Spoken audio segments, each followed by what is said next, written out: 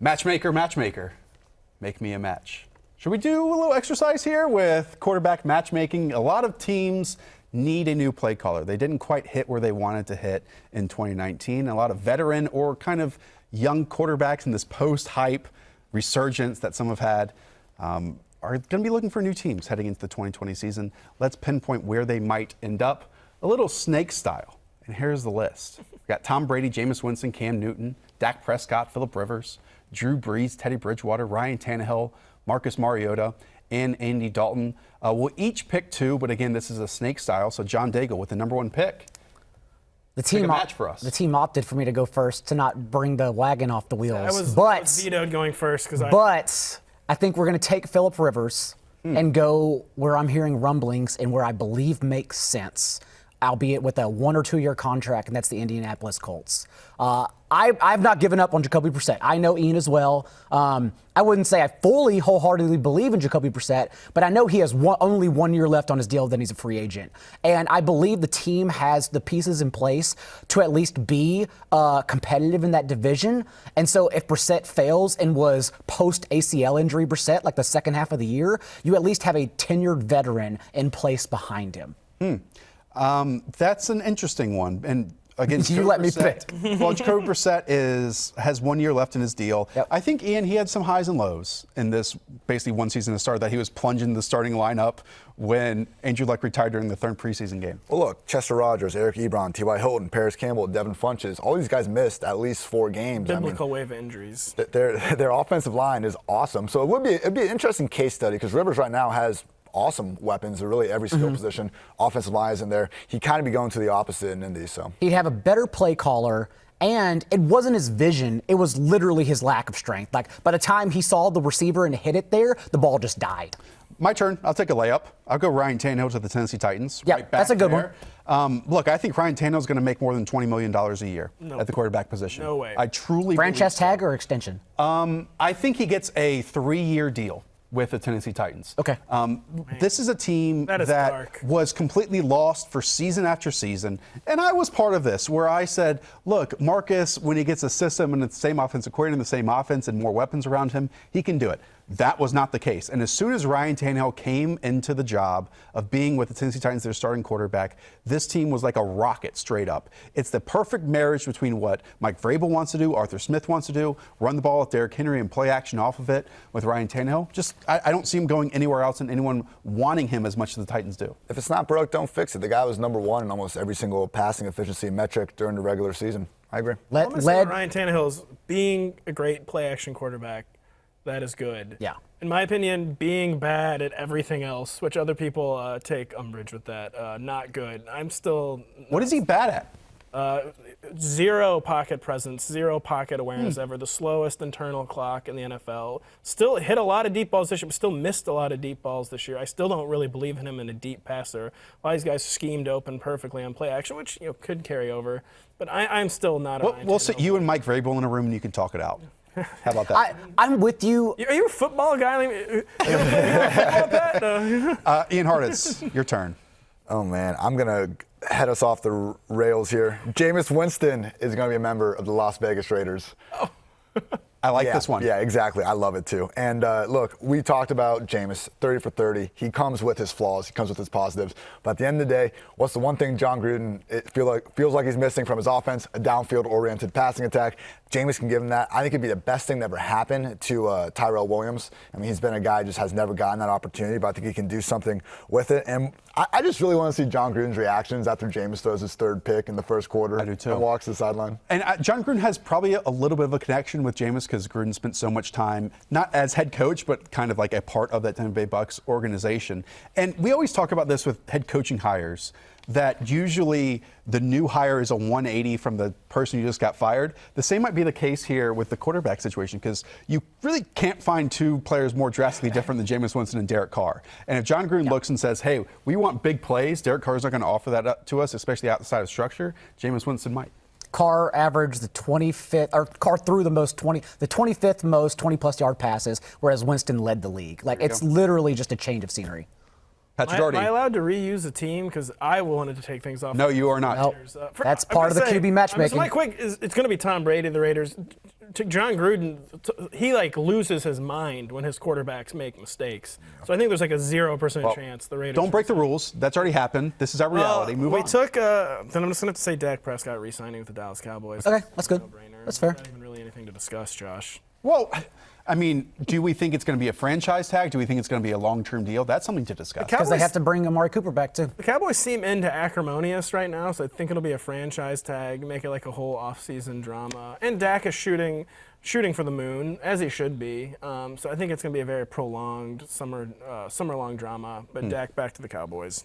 Well, lucky for you, Pat, you get to have another selection because you're on the turn here. I'll mention some of the other quarterbacks still available. Tom Brady, Cam Newton, Drew Brees, Teddy Bridgewater, Marcus Mariota, and Andy Dalton. Match one of those names to another team.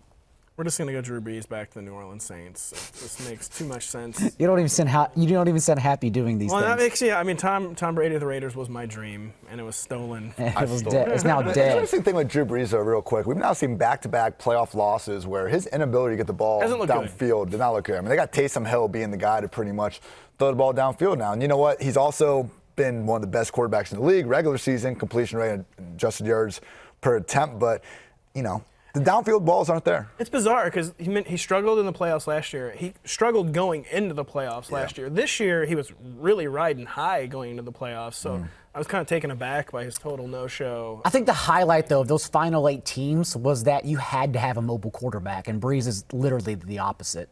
I'm going to go on a ledge here. I don't know if Drew Brees plays football in 2020. I would not. I think he's working for ESPN in the Monday night booth. Possibly. I don't know, because there have been reports that that networks have reached out to him and gauged his interest in being on the telecasts. It would be interesting if Teddy Bridgewater is the person they bring back in that situation because they did go undefeated. Or I'm going to throw out another name. I wouldn't rule out Tom Brady going to the New Orleans Saints. If there is the ideal place for Brady to wind up and it's not New England, it's with Sean Payton and the weapons that they have in the offensive line that they have. I think Drew Brees is going to play again because I'm not saying Drew Brees is solely motivated by records, but he doesn't seem to mind records. Yeah. And he's still kind of like in this neck and neck battle with Tom Brady. He can do Monday Night Football telecasting whenever he wants. I think Drew Brees will for sure play in 2020. All right, next I got Cam Newton going to the Chicago Bears. We haven't seen a healthy Cam Newton since midway through 2018. I just think one of the teams that truly could be a Super Bowl contender with a massive upgrade at quarterback, which would be going from Trubisky to Cam. And it's been one of the teams linked to him this offseason as well. And we need to mention, though, that this isn't going to be a signing. It most likely is going to have to be a trade because Cam Newton is still under contract for another year. The biggest thing... The Bears haven't traded any draft picks lately, I fully believe this, that Cam Newton is not going to play under the contract he's on right now. He's already won an MVP award. He's not someone, I think it's pretty easy to tell this about him, that is going into a season just to not have any guarantees in 2021, 2022. So either the Panthers give him a new deal or he's traded to a team and they give him a new deal. And is that worth it? Yes. I agree it is, but a lot of people disagree with us. Just 3 years. I think the Panthers are going to give Cam Newton a new deal. I really do. I think they should, because then you are completely starting over. And we're only really a season and a half away from Cam Newton the first 8 weeks of the season with North Turner, just lining it up, being fantastic. Yeah. My pick. It is your pick. It's your turn now. I wasn't ready for this. All right. Well, let's say the Carolina Panthers. No, I'm not going to go that way. I'm going to go Marcus Mariota to the Los Angeles Chargers. That's exactly what I was going to do. Well, I stole it from you. Yeah. Thank goodness for the snake. Josh said Panthers out loud and realized we were all going to immediately roast him after. Yeah. All right. So let's talk about Mariota to the Chargers. One, not a fun signing. No. Not something that is an exciting signing. Not something that will make any positive impact whatsoever signing. But we are also talking about the Chargers. I can think back to during the draft process, the Chargers weren't even picking in the top 5, and they were very much linked to Marcus Mariota. It certainly seems like with Phillip Rivers moving to the Floribama shore that he is no longer going to be a member of the Chargers in 2020. So they will be looking for most likely a young quarterback. They also have Tyrod Taylor. I was about to say, the roster better right quarterback now. is already on the roster. Possibly, but I'm making a link here, and don't ruin my fun.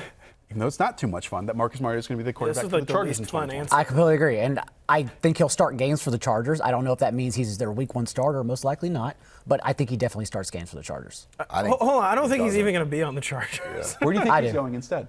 Probably like the Patriots or something. Probably something crazy. John Daigle, move us on. That's definitely not happening. I'm actually just going to take Tom Brady and throw him back on the Patriots because no one's going to give him the $30 million deal except Robert Kraft. How do we think that this saga, the Brady offseason, some might call it, is going to flow?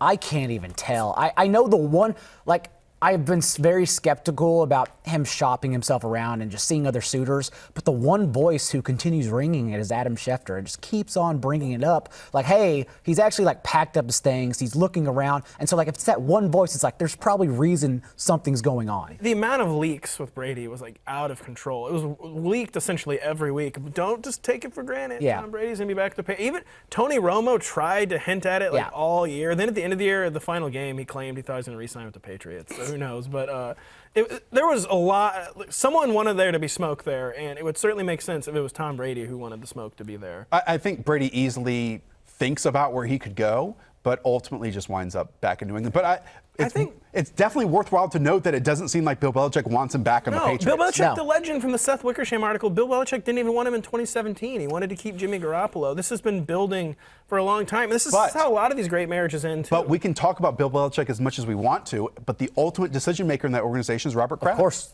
And if the owner wants the quarterback, the owner gets the quarterback. Bridgewater, Andy Dalton. Yeah, we got to close out with two. Good job, Ian. Patriots. You get another one, John Daigle. Oh, Teddy do I? Bridgewater, Andy Dalton to close us out. Let's just throw Andy Dalton on the Carolina Panthers. Carolina Panthers. Yep, I agree. Why don't we tag the team this one? Look, the Panthers are in an awful state. I think that they have playmakers we've talked about in Christian McCaffrey and Curtis Samuel and DJ Moore, maybe even Ian Thomas. And if anything, Andy Dalton can at least hit his back foot and deliver the football accurately 63% of the time. And that's better than a lot of quarterbacks that are out there, and especially Kyle Allen, who's kind of still on the roster. And honestly, I would kind of like Teddy Bridgewater on I think the Panthers could be a realistic spot for him, actually, just because they have the talent that his shorter passes could go a long way. But what about Andy Dalton back to the Dolphins? I'm sorry, no. Teddy Bridgewater to the Dolphins, what was rumored last offseason. I think he made the correct move going to New Orleans, but now a little bit better infrastructure for him, potentially. Well, that's it. When we close out with Teddy to the Dolphins, okay, I like that. Even though Ryan Fitzpatrick's going to be there. But only one more year, and when they draft Tua at number 6 overall, he has to sit a full year basically. That leaves us with no quarterback for the Tampa Bay Buccaneers. Sounds about right. It'd be about the same. That's fair. They'll figure it out. In a positive way, let's spin it that way. That quarterback won't throw 30 interceptions. Unless it's the duplicate Ryan Griffin, then maybe he will. Let's take a look at the final quarterback matchmaking that we did. Like, you got Tom Brady, the Patriots, Jameis Winston, the Raiders, Cam Newton to the Bears, Dak Prescott back to the Cowboys, Phillip Rivers making the cross-country trip to the Indianapolis Colts, Drew Brees stays at home in New Orleans, Teddy Bridgewater to the Miami Dolphins, Ryan Tannehill, of course, stays home with the Tennessee Titans, Marcus Mariota to the LA Chargers to have his Ryan Tannehill moment, hopefully, and Andy Dalton closes it out with the Carolina We Panthers. failed the Bucs, but otherwise I think that's fine. That's The a good Bucs list. are the Bucs, let's be honest. All right, that does it for us. If you want to check out more of our videos, go over to rotoworld.com and NBCsports.com. Hi, I'm Mike Tirico, and thanks for watching. Make sure to hit subscribe for the latest news and highlights from NBC Sports.